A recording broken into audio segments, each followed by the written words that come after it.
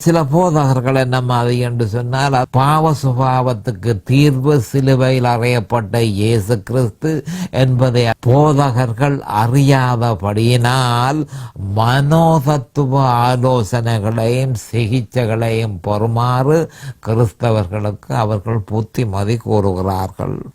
மற்றும் சில பேர் வேத வாக்கியங்களை இடைவிடாமல் அதனை அறிக்கை செய்வதன் மூலம் கன்ஃபெஷன் இது அந்த 12 அரசாங்கத்திலே இருந்து வந்த ஒரு பெரும் குளறுபடி. அப்ப நாம் அறிந்திருக்க வேண்டியது, வேத வாக்கியத்தை திருப்பி திருப்பி அறிக்கை இடுவதன் மூலம் நமக்கு ஏற்பட்ட பிரச்சனையில இருந்து நாம் விடுதலை பெறக்கூடுமானால் கர்த்தராகிய இயேசு கிறிஸ்து இந்த பூமிக்கு இறங்கி வந்து தன்னை பலியாக ஒப்பு கொடுத்தது வீணாயிருக்குமே என்பதை அவர்கள் சிந்திப்பதில்லை.